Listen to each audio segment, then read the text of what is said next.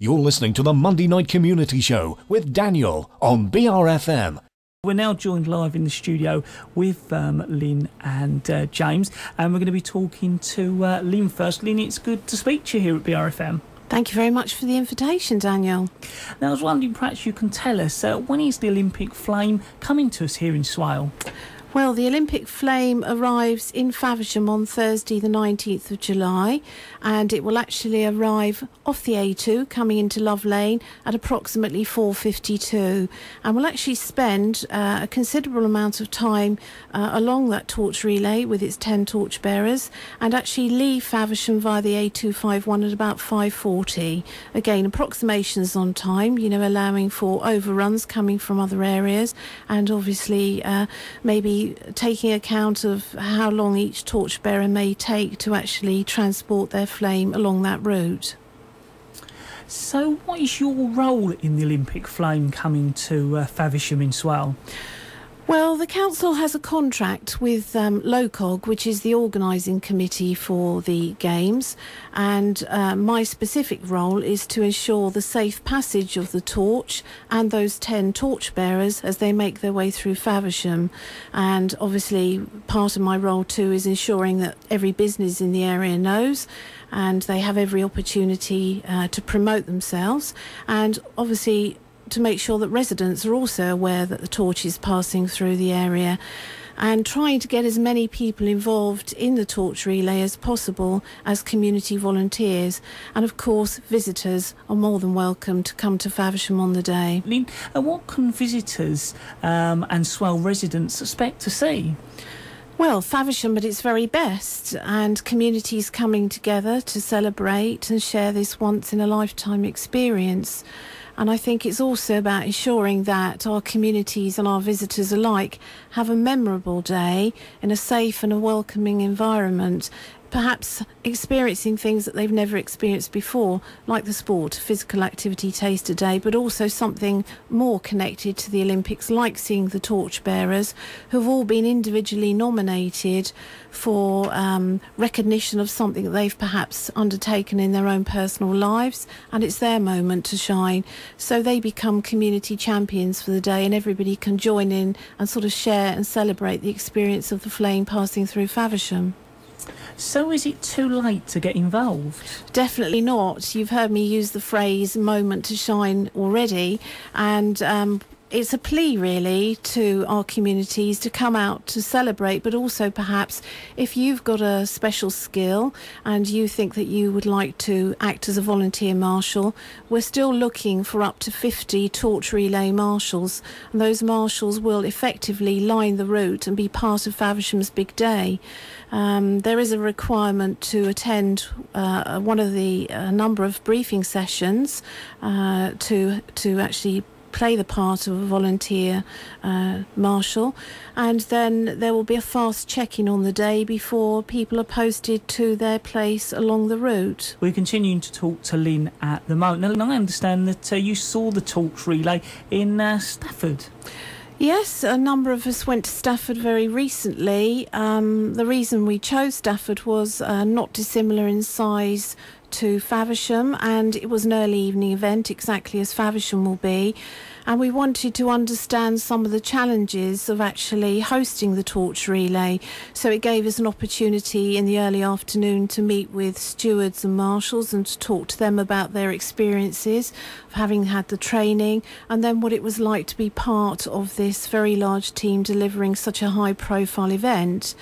And it was about learning about how much planning had to go into the day, the preparation, and to watch the technical side of the event's management unfold.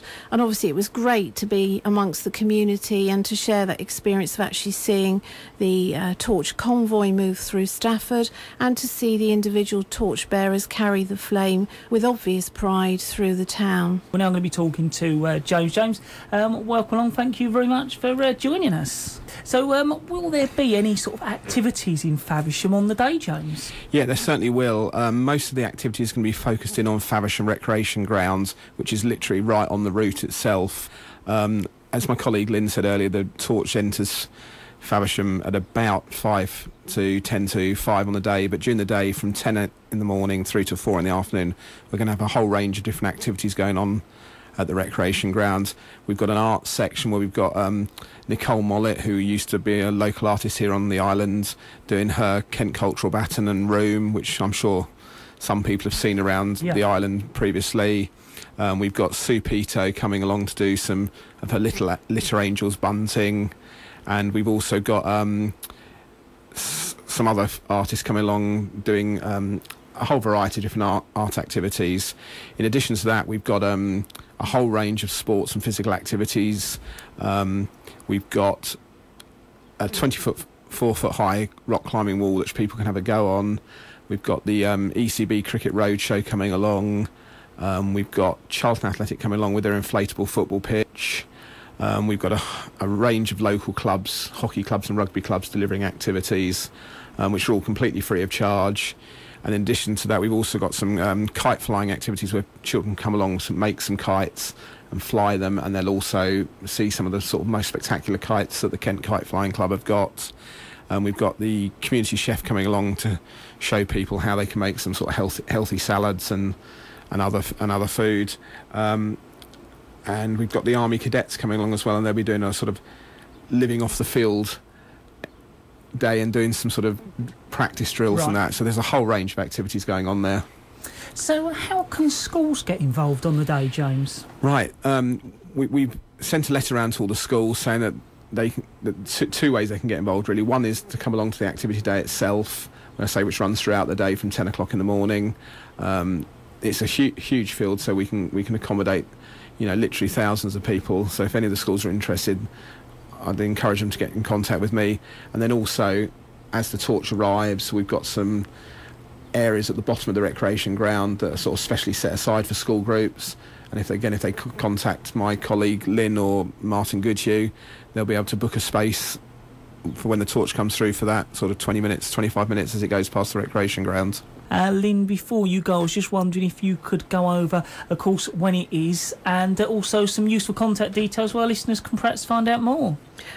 Yes, of course. So a reminder, the Faversham Torch Relay takes place on Thursday the 19th of July. The flame arrives in Faversham at approximately 4:52 and leaves Faversham at 5:40.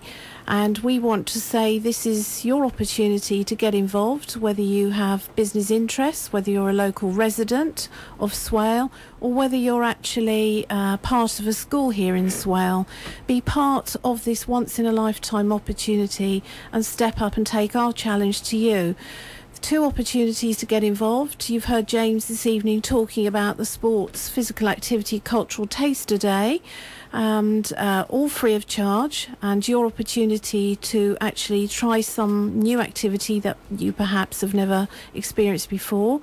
Or if you want to take up an alternative challenge and become a volunteer marshal, then line the route, and we will obviously provide you with the training needed to be able to do that and have your moment to shine.